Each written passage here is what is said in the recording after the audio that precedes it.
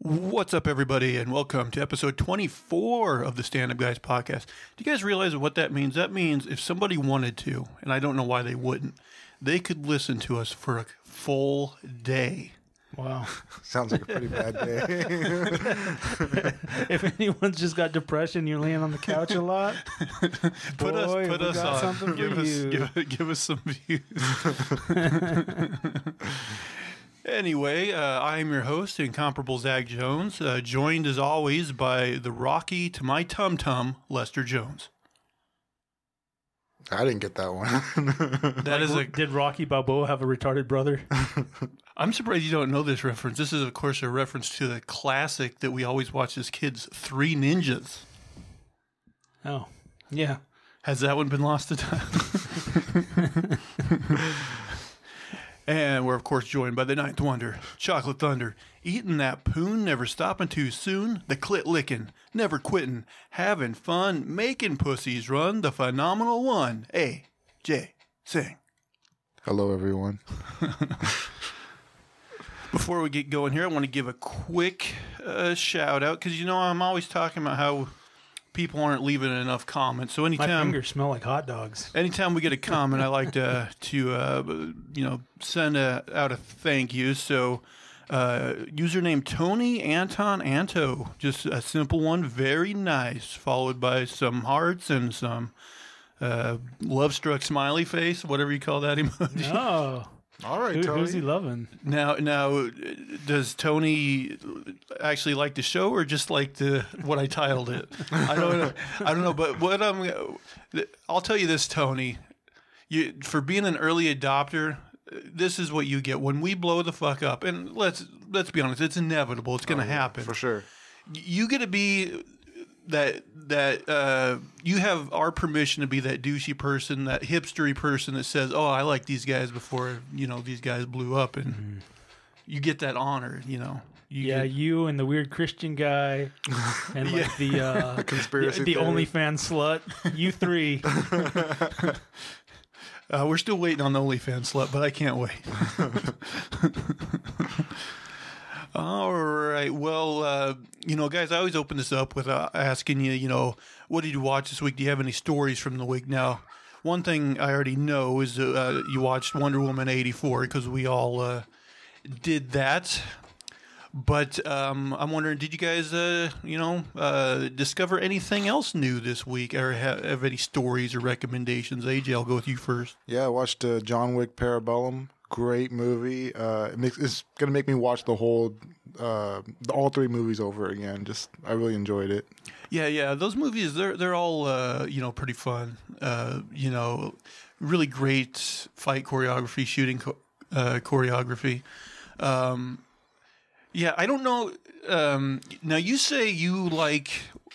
Do you know what order you like those films in the best? You want to maybe shut that light off? It's kind of blinking. Order, I would say I like the first one the most, then the third one, and then the second one. Really? Yeah. I would maybe have to watch them again, but I remember liking the second one a lot. I thought it had some really clever world building and stuff in it. But I guess definitely for narrative purposes, I think the first one definitely has the best driving force. But yeah, you get introduced to everybody. It's the whole world and everything. It's pretty cool. Yeah, but have you watched those John Wick movies or just the first one? Just the first one. I didn't like it enough to watch the second two. I see. We got a fucking party. I don't know. I'm not the action has to be very well balanced for me to like it. Now, I do have one recommendation. Is I discovered a new podcast this week. Do you guys know who Andy Daly is? He's like a comedian, and he's probably one of those guys that you'd recognize him. He's been in I recognize the name. I can't put it. I think he was on Mad TV, and he's been a bit player in TV shows and things. But anyway, he does this character he's done for many years called Dalton Wilcox, the poet laureate of the West, and he's done it on Conan and things like that. I think I have seen that a couple times. Okay, so he using that character has created a podcast called Bo-Nanas for Bonanza, where basically him and these other guests that are also in character they review every episode of Bonanza. Oh, It's fucking hilarious. I highly recommend it. And I gotta say, it only emboldens me more to do our Looney for Lois and Clark series, where we review each and every episode of Lois and Clark: The New Adventures of Superman. Which, for new listeners, this is our promise to you. Once we hit 1,000 subscribers, we do another podcast where we do just that, and we review every episode of Lois and Clark. I would say it'd probably be easier than a regular podcast because you don't need to do research. Yeah. You just slap it on and then be a sarcastic butthole for the rest of the time. But yeah, Bonanza, or Bonanas for Bonanza. Definitely look it up. It's a lot of fun. And then I don't know if this definitely wouldn't be for everybody, but since I got HBO, they're DC for a while. They had their own app called DC Universe where they were making new DC shows and putting their old stuff on there too. And now they're kind of folding that into HBO Max, so they've been moving some of those series over to HBO. And since I got HBO, I checked out Stargirl season 1, and it's definitely like a more family oriented superhero show. It's not like The Boys or anything. But I thought it was a very charming show, and they kind of, it has a lot of, more obscure, DC characters in it, like JSA characters and things like that. So, I enjoyed it. I don't think someone like you would necessarily enjoy it. But I like The Boys a lot. Yeah, it is not The Boys. But nonetheless, I had a fun time with Stargirl. So, maybe check that out if you're so inclined. All right. What about you? Did you watch anything new this week that you liked or you feel like recommending? I don't remember. I watched The Witches. Oh, yeah, the remake of The Witches. It was all right. I should have watched it with the kids and not by myself, but there we have it. I never watched the original one or this one, but I know a lot of people say like the original was pretty scary for kids. Yeah, I could see that. I did. I finished a season of Raised by Wolves on HBO, which is like a sci-fi Genesis story. So it's kind of interesting. You did like that one? I do like it, but it's kind of mysterious. It's just something pretty much different than anything else you might be watching. Is it it's a continuing series? They're going to make more? Or? I'm fairly certain that was the end of season 1. And you never know when stuff gets mysteriously canceled. And you would definitely watch more if they make more? I'd watch some more, yeah. All right, guys. Well, I think we're going to go right into doing our first kind of official, movie review. Ever since we started the show, we kind of wanted to do this, periodically. But then, of course, all the movie theaters got shut down and everything like that. But everybody at this point probably knows that, Warner Brothers on HBO Max is putting out a lot of their movies on HBO Max, starting with Wonder Woman 84, whose synopsis reads like this. Diana Prince lives quietly among mortals in the vibrant, sleek 1980s, an era of excess driven by the pursuit of having it all. Though she's come into her full power, she maintains a low profile by curating ancient artifacts and only performing heroic acts incognito. But soon Diana will have to muster all of her strength, wisdom, and courage as she finds herself squaring off against Maxwell Lord and the Cheetah, a villainess who possesses superhuman strength and agility.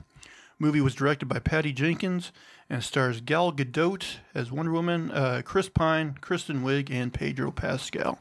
So I figure we'll start out here, guys, and have you do basically just kind of your non-spoiler general impressions of the film. And then after that, we'll let everybody know when we get into spoiler territory. I'm guessing, anybody watching this, probably has already seen it but anyway, we'll let anyone who hasn't and is, wary of spoilers, we'll let you know. So yeah, what do you guys think? Just kind of your overall non-spoiler impressions. What did you think of the film? It was okay. I didn't like it that much. I would watch the next Wonder Woman movie just because I'm into the franchise and everything, but the film itself, I wouldn't watch it again. Yeah, I thought it was okay. Well, I'd go so far as to say I liked it. I wasn't in love with it, but kind of like I said before, I'd watch Gal Gadot probably paint a wall or something. Like I'm okay. Yeah. Yeah, AJ, I lean more towards you. I found this movie to be completely just black, like meh. Like I get not offensively bad. Like I have seen, a ton of superhero movies that are worse than this one. Batman versus Superman. Yes, Justice League. yes. But much like you, I can't ever picture myself wanting to really revisit this movie. And I think just and this isn't spoilery yet. I would say my general impression of the film, I got the feeling that there was a studio note after the first movie, because I've said on the podcast, like I liked the first Wonder Woman. It falls apart in the third act, but the first 2/3 of the movie are pretty good, and they actually have a pretty serious tone, which I think actually worked in favor of that film, and I liked it. And that's where I think this studio note came in, where they're like, well, hey, this is made for girls, and the reason I say that, and maybe that they wanted to make it more family friendly, is like when this movie started off, and I don't know. I feel like this movie was just kind of cartoonish compared to the first movie. Well, let's go ahead. We'll get into spoilers. So, anybody watching, I'll wave my hand when the spoiler section is over. If you're listening on podcast feeds, maybe just go forward a couple minutes. But okay, so opening scene, right? She's in this fight in the mall. She's fighting these robbers, right?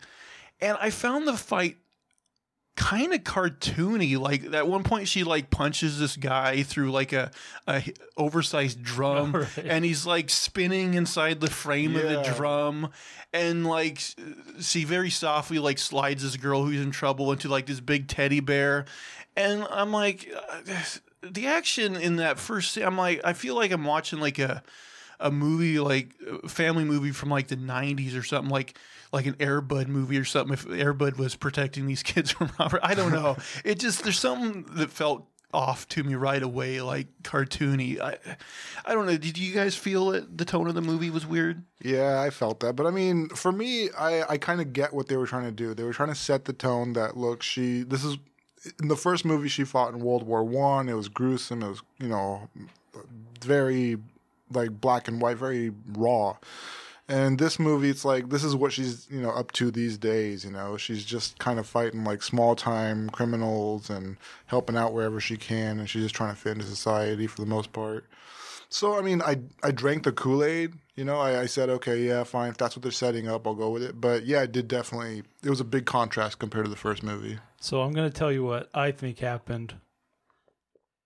In like Guardians and Thor, they were having all this kind of fun 80s play, and it was fun and it was great, and they're like, let's amp this up, let's really go for it. And like, so they've got all these, they based in 84, they've got all these stupid little 80s gimmicks and whatever. For some reason they seem like they left out the great music, which was strange. I found that weird too. Yeah, it's set in the 80s, and I think there was maybe one time, like when they were going to that like benefit at the museum, they played some sort of 80s song that I didn't even recognize, and like other than that, they didn't really drop the needle. Right, but like there's all these stylistic cues, there's all these like clothing and fads and all these other stuff is permeated in there, and you're like, I know they were trying to do this on purpose, but it was like, when the cool kids are doing something, and then like the unpopular kid comes and tries to do it, and they're like, this isn't cool anymore. Yeah. That's what happened with this movie. They went too far, and they did the wrong things, and it was just not right.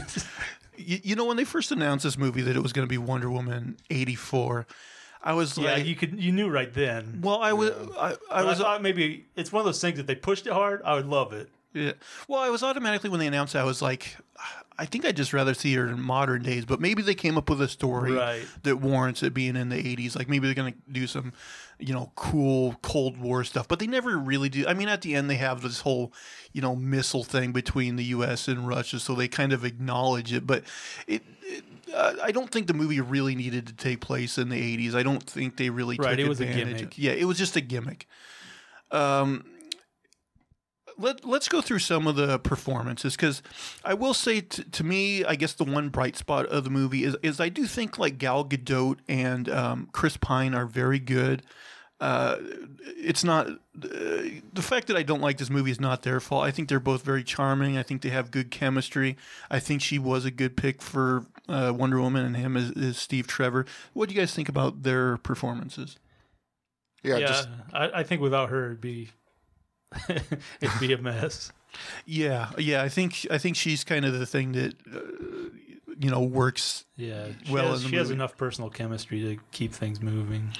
Now, the one that I think I'm going to criticize, not necessarily because of her performance, but because how she was written, is Kristen Wiig. Because they do that very kind of cliche and stupid thing. The same thing they did like in, what's that movie, She's All That, with Rachel Lee Cook, where they like purposely, they put glasses on her, they make her hair a little frumpy, they have her act kind of like clumsily and shit, so that when she makes a turn, we'll be like, oh my God, Kristen Wiig was hot this whole time? I never would have guessed. It's so stupid. Yeah, what do you guys think of like her performance, her character, and how they handled that? I liked her performance, but her character I didn't like too much. I just felt like it was shoehorned in. Like, well, here we're moving like the spoiler stuff, but basically on her wish, and she becomes more powerful, and like she's losing her humanity. And to like show this, there's this scene with this kind of like would-be rapist, and she like kicks the shit out of him, and you're like, oh, that's dark, but like 2 scenes ago, Wonder Woman kicked the shit out of the same guy, and is like, oh yeah, no, there's no moral ambiguity with her doing it. But she only did it once, and right? like, she just kicked him like one time where he like flew like you cool off, rapist. Yeah. So like a week later, he's back on his feet. The exact same rapist, by the way. Yeah. Hadn't learned anything apparently. And by the way, like the distance she kicked him, he would have had really bad internal injuries. Yeah. Yeah, both of them. He was dead. That's superhero physics. Like you get punched across the room into a wall, and you're just like, I think I'll lay here for a while. But yeah. Yeah, spoiler alert here too. It's more like the Kung Pao where he punches a hole through a guy. It's like, I'm no doctor, but that looks like a clean hole. When she gets in a fight with Kristen Wiig at that point, like where she doesn't have her powers anymore because she, made that whatever. Well, right, she's in the process of losing her powers. Yeah. Oh yeah, that fight at like the White House or whatever. Yeah, I felt like she should have been demolished. Like if she's losing her powers, like she was losing, but the other woman was supposed to still be on her way up, but she did seem stronger at that point, right? Yeah. I don't know. I guess if they were like both still gaining and losing powers, then that makes sense. But I think that's what they were saying was like Wonder Woman hadn't completely lost her powers, but they were waning or something. Oh, okay. And the other chicks, or Kristen Wiig's, were growing, but I didn't really care for that. And then skipping to the end, so like. The big problem with the first film is it kind of degrades into this weird CGI fight in the dark at the end. And this movie, we get to the end and it's a big weird CGI fight in the dark. Her against, Kristen Wiig fully turned as Cheetah. And by the way, like, I thought the Cheetah version of Kristen Wiig was almost, unrecognizable as her. Like they changed the face so much. I don't know. It didn't really look like her as much. I guess I didn't really think about it because I was already in the, I knew who she was and I was willing to accept that she looked different, I guess. Yeah.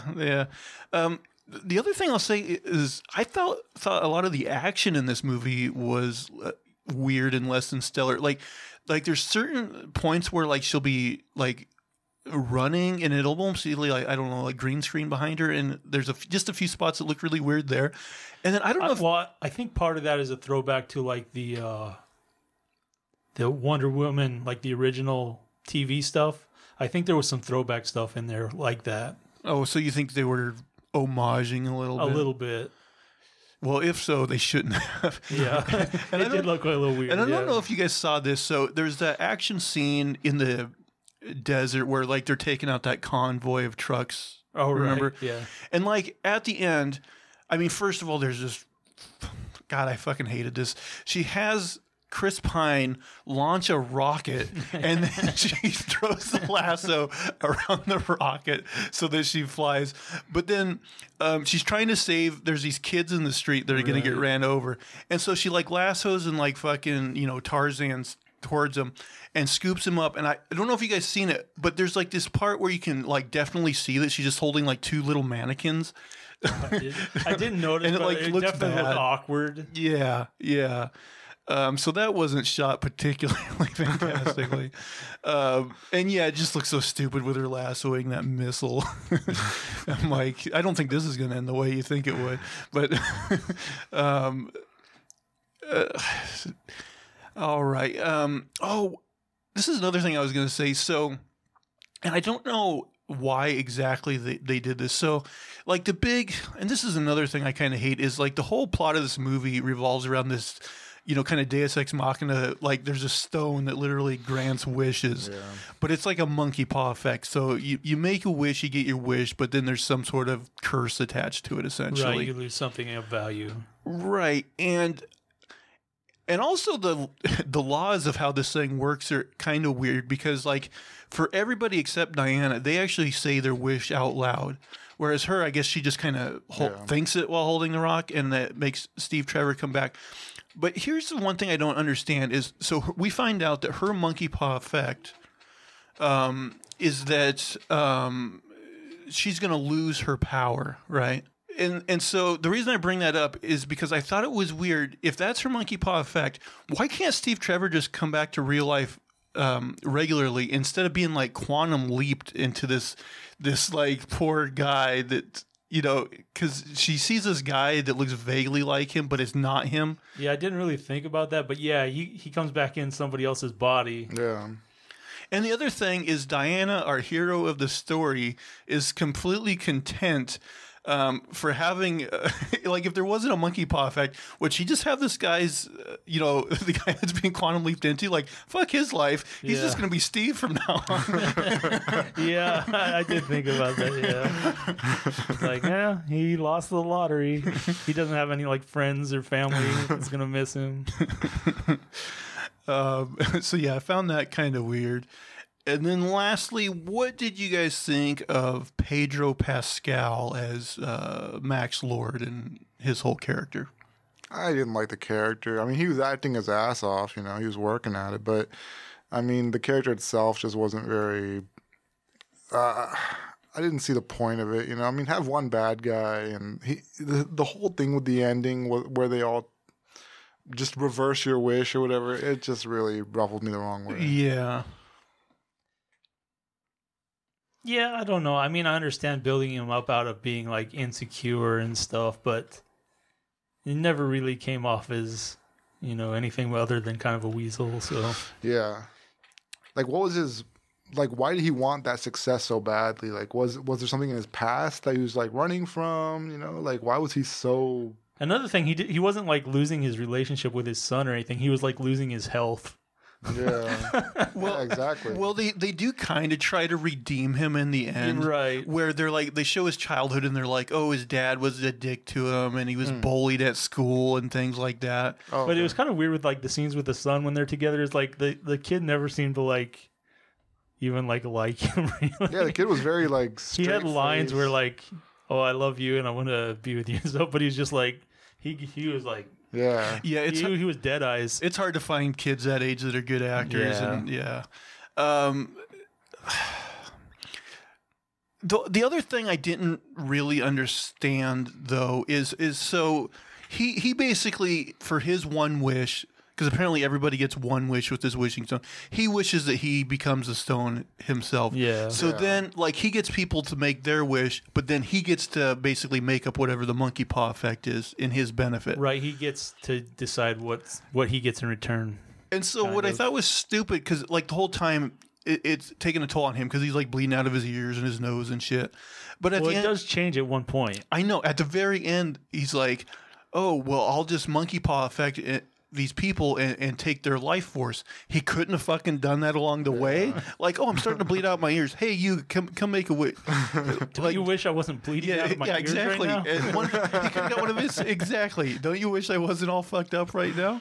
Yes. Okay. I mean, that's such a stupid power too. Like whatever you wish for, because you can't control. People say the stupidest things around you. Like if somebody said, "Oh, I wish this and that," like boom, there's their wish. You make it come true. What if their wish was like, "Oh, I wish you dropped dead"?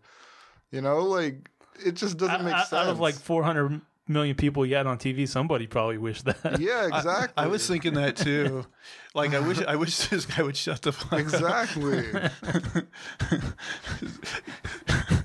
I guess the monkey paw effect would be he'd be back alive, come back to life or something. I don't know. Also, like, did everyone reverse their wishes at the very end, or like what? Like some of them were. Yeah, no, not everyone. That one lady was like dead, so maybe she came back to life. I mean, that's what they led you to believe, is that like everybody had this kumbaya where they were like, "Oh, I renounce my, wish or whatever." Certainly, not everybody renounced their wish. Exactly. Yeah, the like Saudi guy could have been like, "Yeah, this is great. I love my wall. Fuck off." Yeah, exactly. Yeah. Haters gonna hate. He said I was gonna die because of this. Oh my.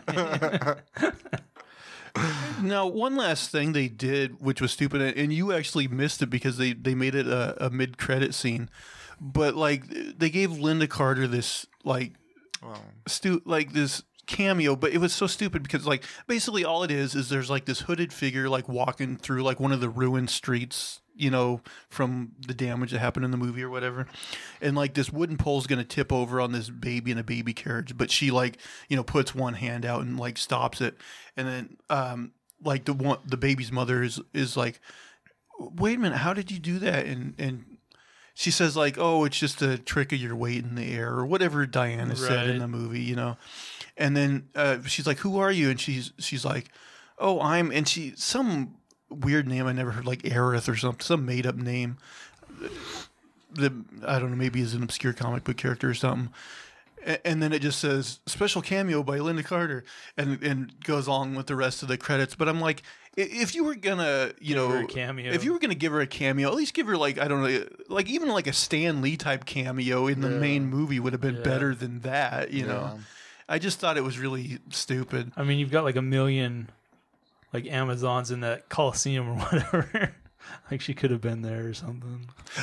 Was it like a reference to that first warrior who had the golden armor? Like was she? I forgot what that name was. Oh, I forgot too. Maybe. I can't remember. Maybe it is. I don't know. I'm glad you. One thing else I'll touch on. You brought up like the that opening scene on Themyscira where they're doing like the whole competition, like Olympics or whatever.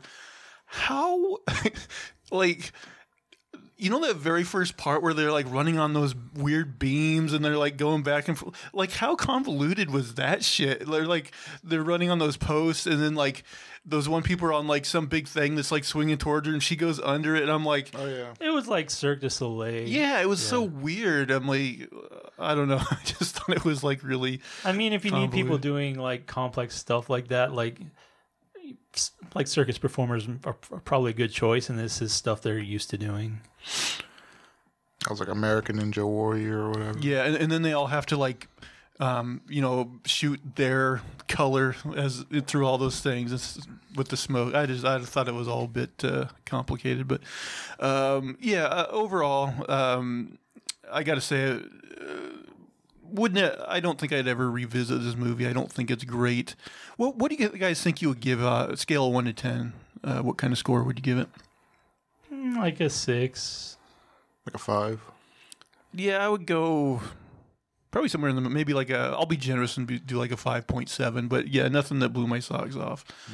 All right, well, that lasted longer than I thought. But that will do it for our review of Wonder Woman 1984.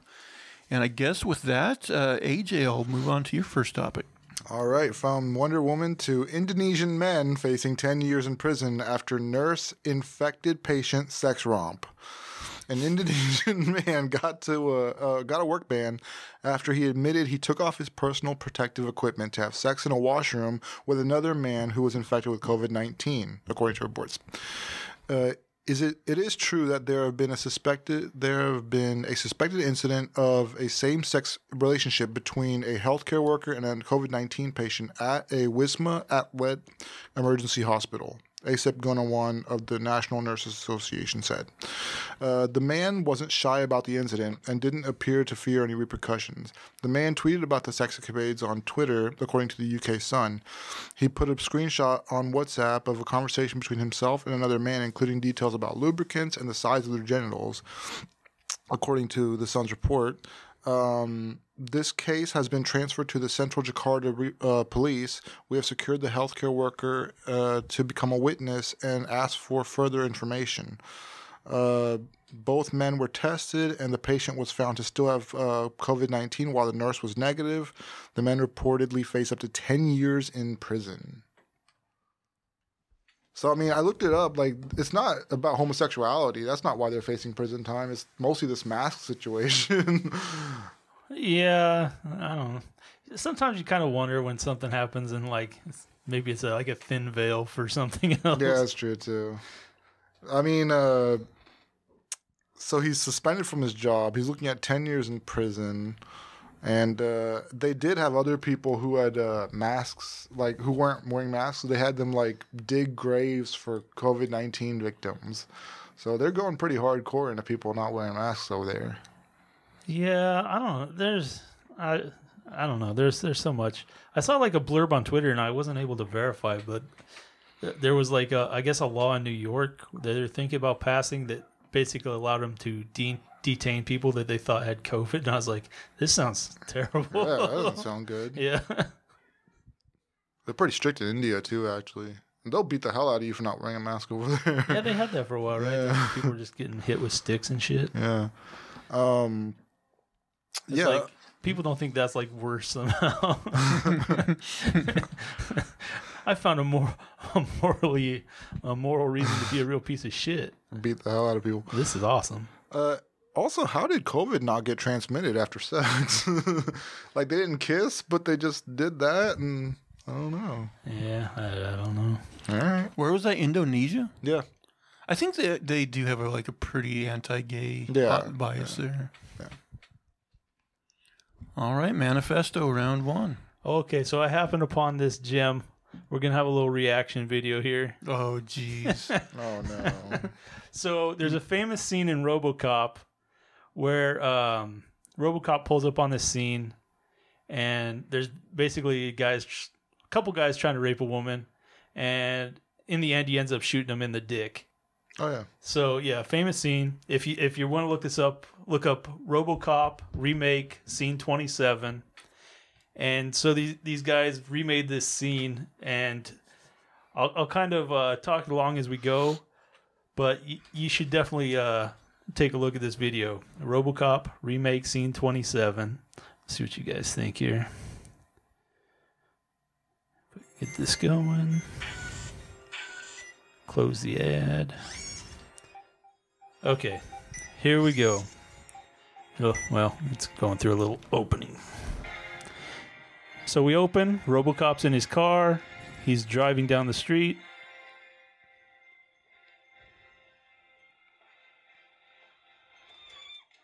Okay, we cut to the scene. The woman's running from the two guys.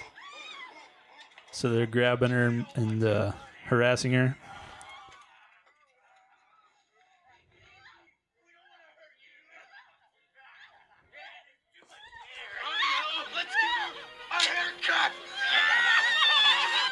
Hey, there's more hair down there.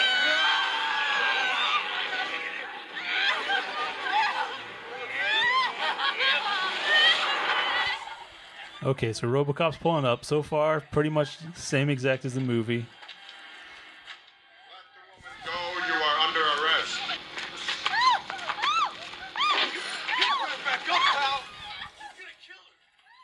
So he's got his gun. He's aiming down the woman. He's holding the woman in front of him. Shoots through the woman's dress. right into the guy's dick. Your move, creep.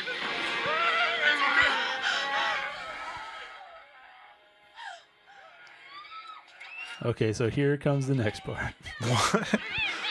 What?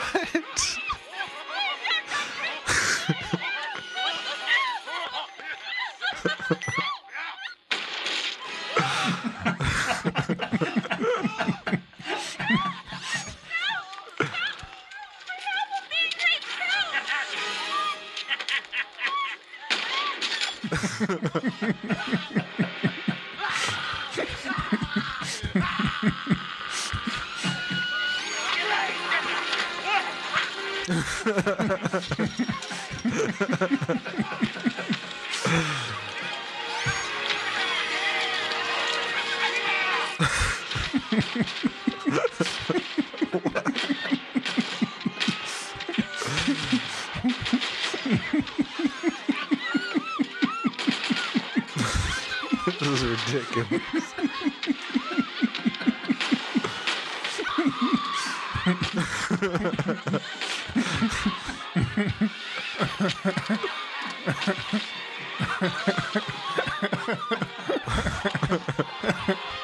Seems well edited. He's just shooting a bunch of. Oh my god! What is this?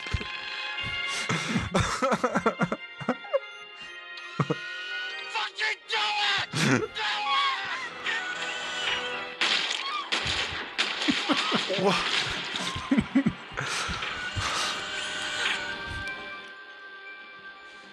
God, how much did they spend on You this? have suffered an emotional shock. I will notify a rape crisis center. So yeah, what'd you guys think of that? So for those listening,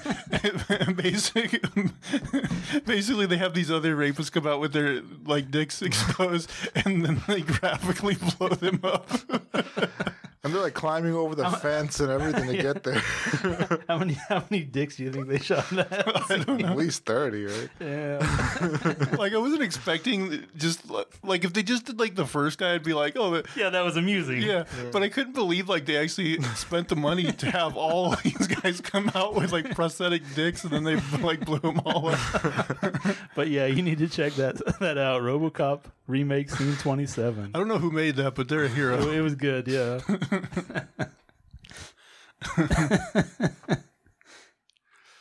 All right. So for my first topic, I just I made up a hypothetical question for you guys that I thought would be fun. So, okay, this hypothetical question, you guys get your dream house. You can, it can be one that's already built and you find it where you want it, whatever it is, or you can even have it built and you can have a friggin' mansion built if you want. Here's the catch. You don't actually own the house, but you get to live in it as long as you want. But you got to, kind of take what comes along with it. So what it is the whole interior of the house is decorated with graphic art of your parents fucking. Oh. The walls are covered in it. The ceilings are covered in it. The house comes with bed sheets that have it on there. Your pillowcases would have your parents fucking on them. It comes with plates that, of course, have your parents fucking on them. Coffee mugs. You pull out a drawer, it's lined with a picture of it. All the light switches are covered with your dad in a robe, so you're like flicking his dick. It's inescapable. Everywhere you look, you're seeing like, the whole Kama Sutra between your parents. Every graphical sex act you can think of is graphically and artistically presented on every, surface of the house, the dining table, everything. But this, it's a dream house besides that. Would you guys make the sacrifice? You get to live in a huge house, can have, a pool, whatever. Of course, the bottom of that pool is going to have a waterproof image of your parents having sex. But would you guys do the sacrifice? Would you live in this house? I'm just trying to think if I can like make a house with all windows.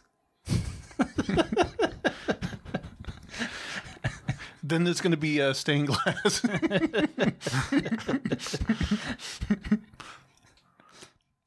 No, Depends how bad my options are. Like if I have nothing else, then I would do it.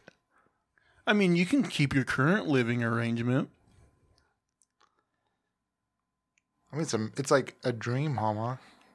Yeah, I mean, you can have a fucking mansion if you want. It's just you're going to have to see constant imagery of your parents having sex. Or we could stab your eyes out. Yeah, that's true. Yeah, you could be blind in this house, I guess. Yeah. I mean, you could just like watch TV and try to put the blinders on. It's like the Matrix. I don't even see it anymore. I saw this like porn star, this male porn star, and he was talking about doing like 2 dicks in one hole. And he's like, it's not gay. I can shut off the feeling in one side of my dick. So maybe you can just like shut off your vision. What? Shut off the feeling. Shut off the feeling on one side of his dick? So it's not gay that way. Doesn't make sense. He's trying to convince himself that it's not gay, but it's,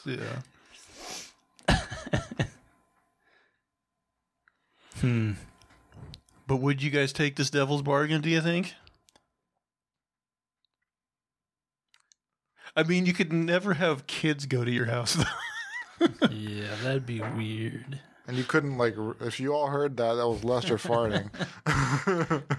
In a small podcasting room with no ventilation. It's kind of hot in here. It's stinky.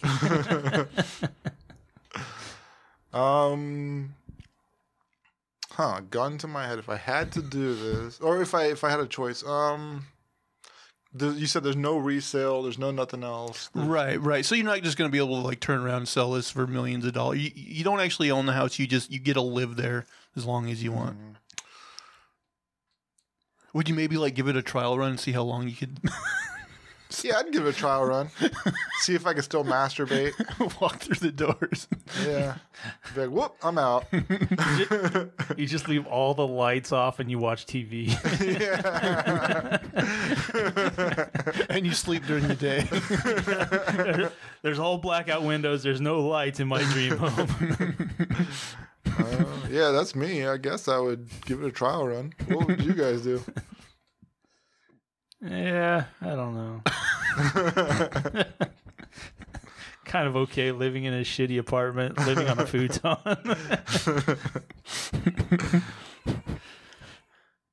But we could have a giant podcasting room with a mirror of our parents fucking in the background. That's how you get views. Yeah, that's true. All right, that was a silly hypothetical, but I thought it'd be fun. AJ, I'll send it back to you. All right. Finder of treasure chest hidden in Rocky Mountains reveals his identity. Wait, what? So read the title again. Finder of treasure chest hidden in Rocky Mountains reveals his identity. Oh, I know this story. He was staying unidentified. I assumed he was going to skip out on the taxes, but yeah. The man who found a buried chest that had enraptured scores of treasure hunters for a decade has revealed his identity. His name is Jack Stuff, and in June he found a treasure famously buried by author and retired art dealer Forrest Fenn somewhere in the Rocky Mountains.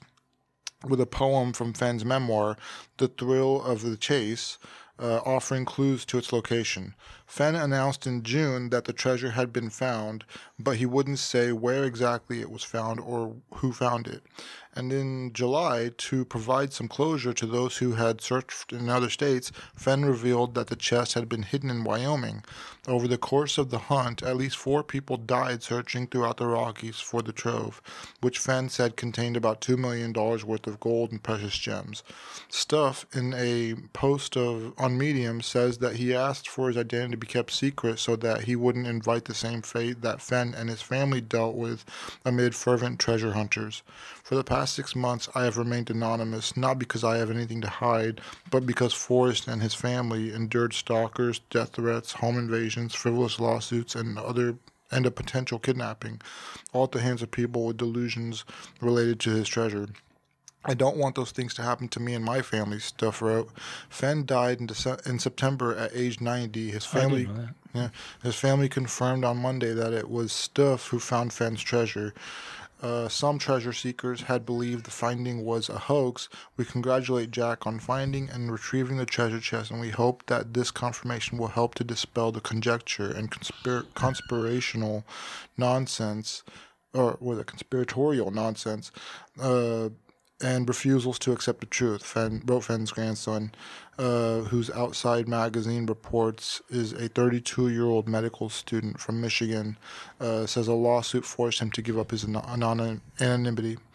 A Chicago attorney named Barbara Anderson filed a lawsuit against Fenn and then unnamed finder in U.S. District Court in Santa Fe in June after the treasure was reported found. She argues that after she had spent several years painstakingly deciphering Mr. Fenn's poem and scouting out the general location of the treasure, someone hacked her cell phone and stole proprietary information that led them to the trove. Stuff says the case is meritless. The U.S. District Court for New Mexico has ruled that Forest Estate must provide some of my personal information to a woman I do not know and with whom I have never communicated, who has brought a meritless lawsuit against me. This would make my name a matter of public record, so I chose to come forward today. While Stuff's identity is now known, a few other mysteries remain. Where in Wyoming the treasure chest was found and how exactly Stuff solved the riddle. Stuff says he pored over not only Fenn's poem but also interviews with him, teasing out clues from his words to understand what kind of person he was and where he might be inclined to hide his riches. On the secret hiding spot, Stuff says he wants that to remain secret, lest it become a site of pilgrimage and become overrun perhaps by people looking to see if maybe an emerald which was dropped along the way. If I were to reveal where the treasure was, the natural wonder of the place that Forest held so dear will be destroyed by people seeking treasure they hope I dropped on my way or Forest on his way in. Getting to the wilderness location where the chest was is not dangerous in the conventional sense of the word, but it very quickly can be when people do not take basic precautions or go into the wrong conditions. It is not an appropriate place to become a tourist attraction. All right, so. That's the story. The guy buried the treasure there. Somebody found it. He had to come forward because there was a lawsuit against him that he hacked into a woman's phone.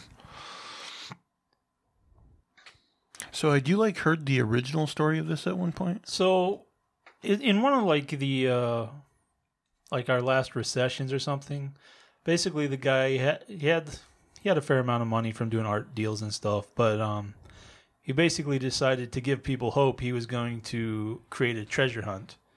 So he created this map. He put it in a book with, I think it was part memoir, part different stuff. But so he put the map is in this book, and he hid a couple $1 million of gold and gems and artifacts in a Roman treasure box. And he went out in the wilderness and he hid it. And he had this poem, and whoever finds it, it's theirs. Basically. Yeah, it's kind of a crazy story. Yeah, I mean, whoever this woman is who's saying that her phone got hacked and that's how it was found, somebody would have to know that she was Well, the thing is, I don't understand why he would have had to have come forward unless someone knew his identity, because otherwise you just stay anonymous, right? So this thing sounded weird. I think Fenn's family might have known. Yeah, I'm sure that the Fenn he knew. But so maybe it was something against them that he decided to come forward. I don't know. Yeah. So did that guy put all of his wealth into that treasure chest, or did he just take out $2 million and that was? Yeah, it was just $2 million or whatever. Yeah. He put a bunch of gold and gold nuggets. I think he said he had different artifacts from some different Indian stuff he had found in the course of his life and different stuff like that. So he'd put a bunch of different stuff in there.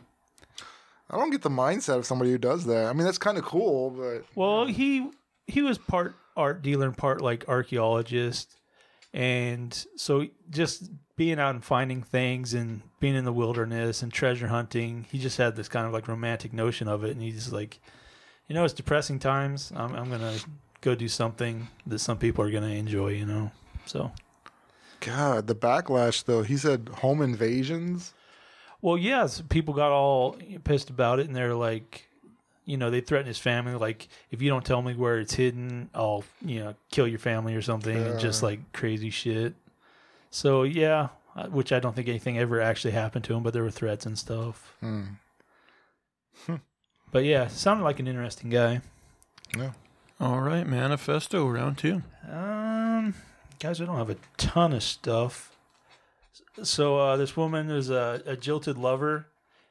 To try to get at her, I don't know if it was boyfriend or husband, she went to like throw acid in his face, but the wind caught it and like threw it back in her face. Oh no. So yeah, when asked for comment, she said, "Ow." Terrible stupid joke. There's a sexist joke in there, but I'm not gonna do it. But I'm just saying, men do this to women all the time. Like they always they're spurned or whatever, and they throw acid in their faces. The one time a woman's about to do it. I didn't know this was like a common. It does, unfortunately. It's happened several times. In the Middle East and India, people do that. But the one time a woman's going to do it to a guy, she messes up. I actually want to do a revamp of Two-Face's origin where he does it. He's like, he's going to get somebody like, son of a bitch. I fucked it up. This is what you get for shooting me down. That would be about the worst when you go for revenge and you just like it throws it right back in your face really bad. But that's not revenge. Revenge is like if somebody actually does something bad to you, not just turns you down. Yeah, the lover stuff. It's Yeah. There's other people in the world. All right, I got a story for you. So I'm sure you guys have all heard of gonorrhea, but have you heard of the new and Super improved gonorrhea? Super gonorrhea? Yes, I have. Have you had it yet? On my way. What's so super about it? So basically, there have been cases of this in the past, but apparently it's gotten worse since the pandemic. Because a lot of doctors have been at the beginning of the pandemic anyway, were prescribing azithromycin, which is a kind of just like a broad spectrum antibiotic. Okay. And but now so many people have been using it that gonorrhea has basically become it's evolved and it's become now where it's hard to treat with standard antibiotics, because of this. And so yeah, I'm not gonna read this whole article, but yeah, that's the gist of it. They said they found a case of it, like first case was like in 2011 in Japan or something, I remember reading. But yeah, now that so many people got antibiotics prescribed to them, especially they said in the early stages of the pandemic, that it's gotten worse to where now there's this super strain of gonorrhea that's harder to treat. So that's fun. There's always something. Yeah, and that also increases the risk of HIV too. Yeah, 5 times. I was thinking the other day, have you guys ever met anyone who was like openly had HIV? Oh yeah, I have one time. It was a teacher who taught like a HIV class or something. Right, like a health. Yeah, I don't know if she had it, but there was just rumors in the class that she had it. Oh, okay. I don't think I've ever met anyone who openly had. I mean, you meet enough people that you definitely had to have met people that had it. I'm sure. Yeah, that's what I would think. Well, like in the 80s, it seems like the symptoms you would have recognized. But I don't know. They got a lot of treatments in medicine, so maybe it's not. Maybe you can kind of fly under the radar. Yeah, it's probably like if you're on one of those cocktails or whatever, it's probably easier to fly under the radar than what it used to be when more people were dying from it. Yeah, but yeah, I mean, I'm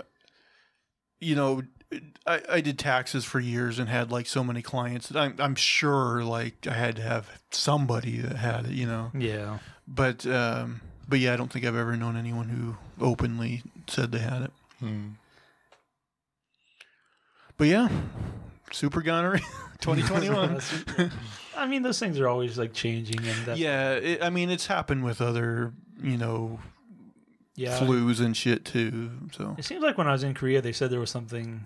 I want to say it was like black syphilis or something. There was something, but they're like, if you catch it, they don't let you leave the country. I was like, that doesn't sound great. like ever, or just till they treat it.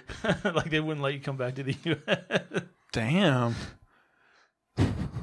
I don't know. That could have been one of those like Things they tell old wives' tales. Yeah, they could have been like, we don't want these guys like fucking Like, around. I just told them there's black syphilis.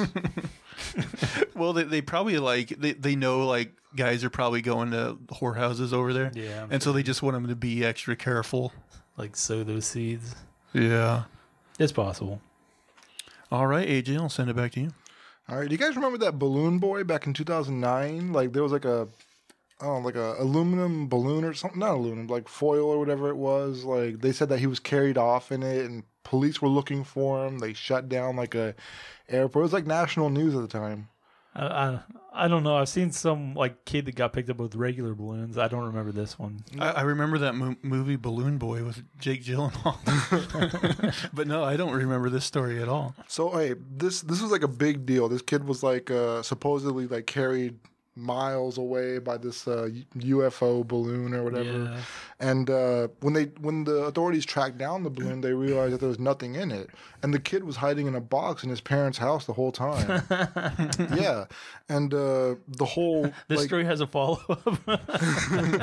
well, just that like a few years later now they've been pardoned by the governor of their state. But I mean, like, Oh, they had some kind of charges. well, they had charges because it was a big hoax. The whole thing. They used like police resources to look for this kid. What they were trying to do. The theory is that they were trying to get a reality TV show out of this whole thing. And so like they were trying to start it with like some hoopla about this kid in the balloon or whatever. Kid's name was Falcon. And yeah, they say the parents were like, no, it was a true story, but we were forced to be quiet by the authorities because my wife wasn't a citizen at the time, and we didn't want to like get in trouble with the Yeah, they should have really put the kid in there. But why did they get? yeah, why did they get pardoned? Like they were the governor was like, or their lawyer was like, yeah, we don't want a permanent thing on their record. They're good people. What governor like people are dying on death row and you'd step in to pardon this family? But you see these stupid shows like Honey Boo Boo and shit like that, and these kids that get famous for 15 minutes and their parents make all this money. So I can totally see like stupid parents doing shit like anything they can to try to get their kid a reality show, They did get on 2 reality shows, but they didn't get their own show. They just did like stints on some other shows. Let me see if I can find those. So their plan kind of worked. Oh, by the way, did you guys hear the sad news? Right before we went on air, I read that Kanye West and Kim Kardashian are getting a divorce. Really? Mm-hmm. Well, they were already living like separately or something, weren't they? Oh, Probably. Although I figured they just weren't divorcing because of money or something. kids' money. it's sad because had he been elected president, she would have stayed together just to be first lady. That would have saved the marriage. First booty. That's a great comedy setup. It's like, I got to become president to save this marriage. And I'm going to call it the birthday party. And then he becomes the president. And he's like, now I'm stuck with this bitch for at least 4 years. He just like face the press every day. Like, you spent $8 million on a ring. Kim likes the expensive stuff.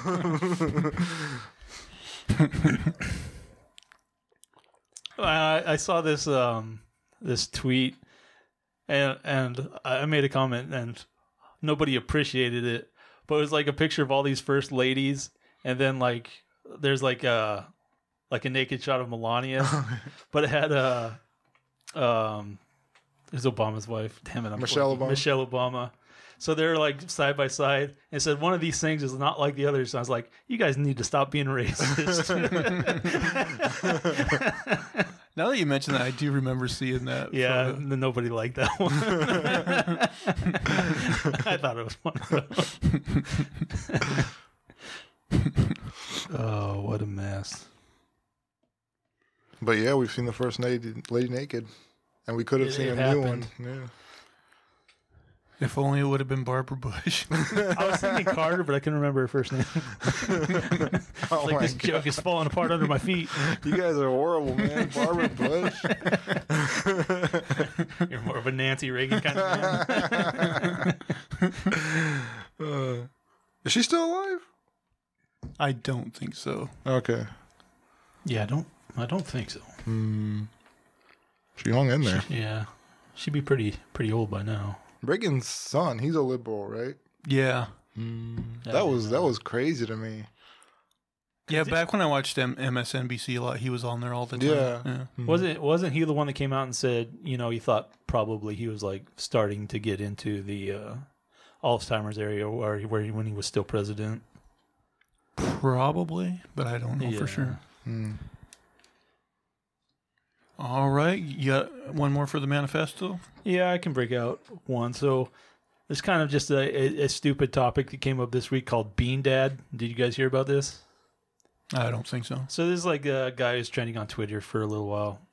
But so here's the setup. Basically, this guy's kind of like he sounds kind of like a survivalist or like a doom prepper or something. But basically, his family's kind of poor. He doesn't have a lot of food.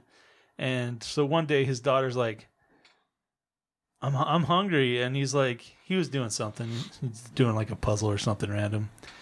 And he's like, well, you know, why don't you just go cook a can of beans? And so this girl, she's 9, I think. She goes and gets this can of beans or whatever. And like she doesn't know how to use a can opener. And so he's like, you don't know how to use a can opener. So he decides to teach her. And he's like, well, you've got the can opener. Why don't you just, take the time to figure it out or whatever. So he's doing this and like she messes with it for a little bit and then she's like, fuck it, I'm going to go watch TV or something. And then so like she comes back and so like it's like 6 hours later and like at some point he's told her like neither of us are eating until you open these beans. And the thing is like neither of them really like beans or want beans. They just, that's what they have or whatever. And so like after this like 6 hour ordeal, she finally like figures it out and opens it or whatever. But then like he's just getting all this backlash from it, you know. And so I was just like, I don't know. Does he really deserve it? I mean, it seems a little extreme, but it's not the end of the world, is it? I don't know. I don't know. Like, she's 9. She doesn't know how to open the can. So I could see like where it'd be like, yeah, step in, just help her out, you know. But well, I mean, it's easy to show someone how to use a can opener, but I think it's more like learn to kind of think and like, you know, figure things out on your own. Kind of one of those kind of lessons. Yeah. I don't know. I mean, it's just parenting style. Doesn't bother me either way, really. Yeah. It was just kind of a little side thing. But yeah, he was the Bean Dad. All right, guys. Well, we're doing pretty good on time here. Should we wrap things up? Or did you guys have anything more? I think I'm good. I'm good. I had one more topic, but nothing that can't go till next week. So, all right, guys. Anybody watching, thank you very much. Make sure to like, subscribe, give us a positive review, and give us another comment. It can be nice like the last one, or even shitty if you want to. Just let us know how you are liking things, or even suggest improvements. If you like the show, tell your grandpappy to give us a listen as well. Before we go, guys, where can people find you on the Twitter? A name for this 2. That's the number 2. At Unsolicited SUG. And you can find me at Zach Jones Live. That's ZachJonesLive. And that will do it for all of our shenanigans and poppycock, or as AJ calls it, puppycock, for this week. We'll see you again next week. Bye. All right, bye, guys. Take care.